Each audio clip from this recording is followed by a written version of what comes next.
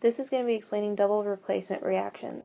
In a double replacement reaction, we'll have two sets of compounds that are adding together that will yield to two different sets of compounds.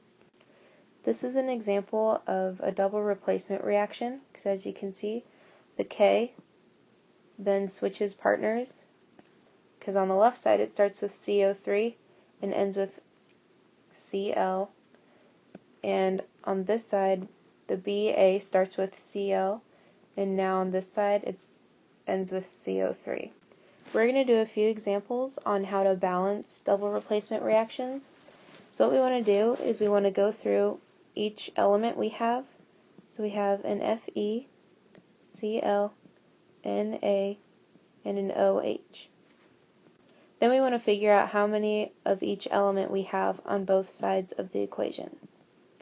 So on the left side of the equation, we only have one Fe. Then on the right side, we also have one. So that's easy since it's already balanced. On the left side, we have 3 Cl's, and on the right side, we only have one. On the left side, we have one Na, and on the right side, we also have one. Well, on the left side, we have one OH, and then on the right side, we have 3 OHs. First, we're going to balance Cl. So on the left side, we have 3 of them, and on the right side, we have 1. So we're going to take a 3 in front of NaCl, so this turns into 3, but that 3 also affects the Na, so we're going to add a 3 right here as well.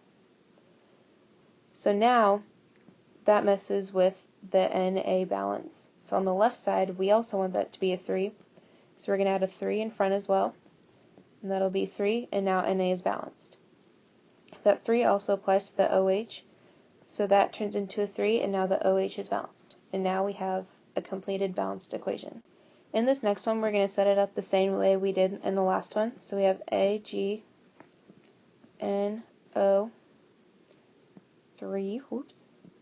Mg, and Cl. Again, we're going to figure out how many we have on each side. So on the left side we have one Ag, on the right we also have one. On the left side we have one NO3, and on the right side we have 2. On the left side we have one Mg, on the right side we have 1. On the left side we have 2 Cl, and on the right side we have 1. So again, we're going to play with the first one that's unbalanced, which is NO3. So on the left side, we're going to add a 2 to balance that one, but that also applies to the Ag. So now Ag has 2. So now we're going to try and balance the Ag. So we'll add a 2 in front of there. So that balances that one out. But the 2 also applies to the Cl. So now the Cl has 2, and then Mg is already balanced, and now we have another completed balanced equation. For this last one, again, we're going to set it up the same way. So we'll have C, O, and H. We'll figure out how many we have on each side. On the left side we have 1 C, and on the right side we have 6. On the left side we have 3 O's, and then on the right side we have 8.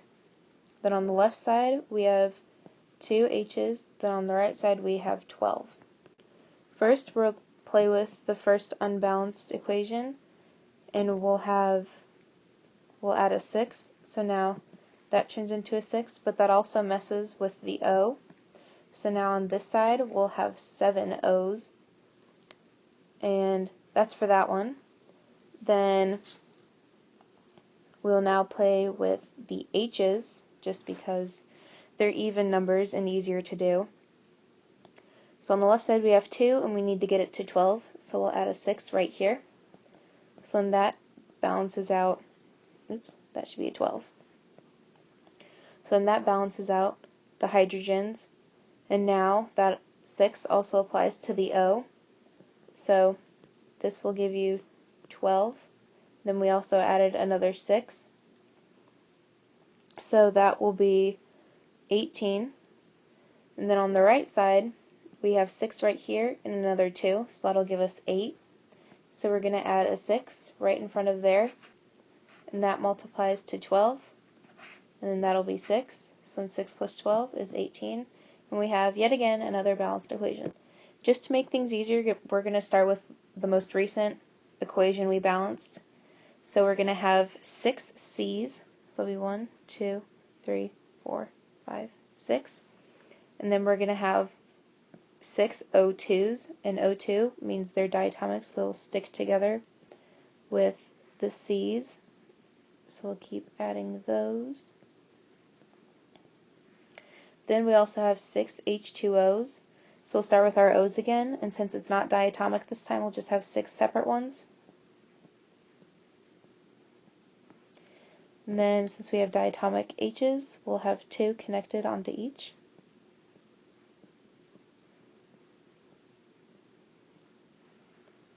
And then we'll go into our after stage.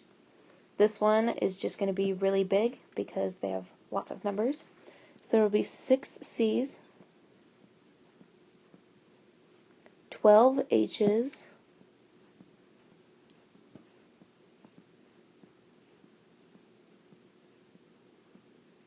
and 6 O's.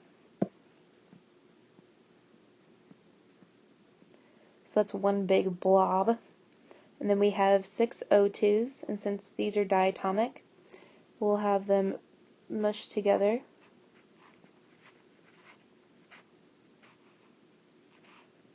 Five, 6 of those, and that's how you show it in a diagram.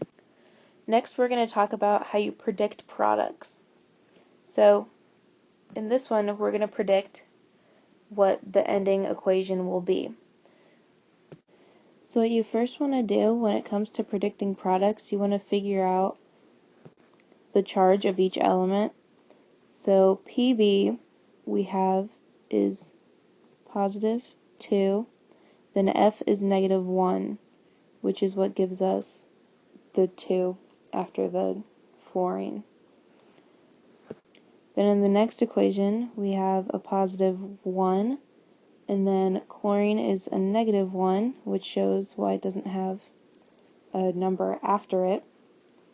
So what we always do is we'll take the first element of the first equation and the second element of the second equation and put them together. So it'll be PbCl, because the positives always have to go with the negatives. And since the charge of the Pb is plus 2, we'll need 2 of chlorines to even that out, so we'll add a 2 behind that to make it diatomic. Then our next equation will be the 2 remaining ones, which is fluorine and hydrogen, and the positive one always goes first, so it'll be hydrogen and then fluorine. So now we have to balance it, so we'll erase that mess. And we're going to do the same process that we did when I balanced them earlier. So on each side we have 1 Pb, then we have 2 fluorines on the left side and 1 on the right. So we'll add a 2 in front of here. That also affects the H, so we'll add a 2 in front of here.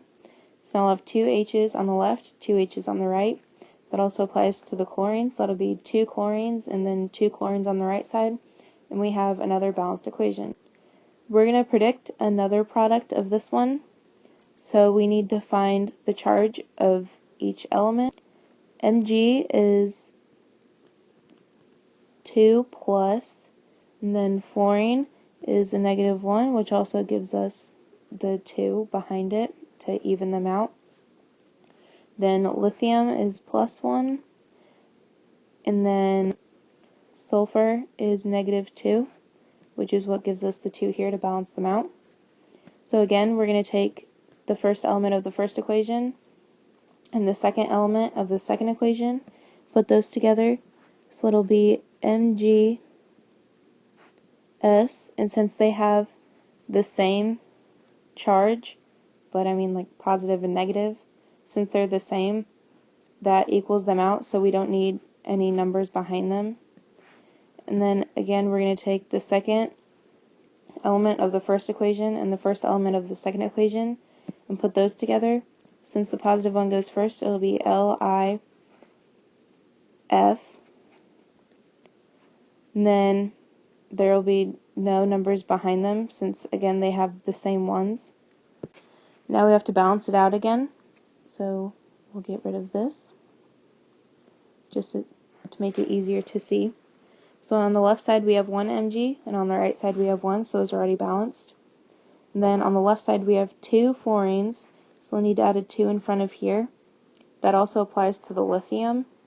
So now we have 1 Mg on both sides.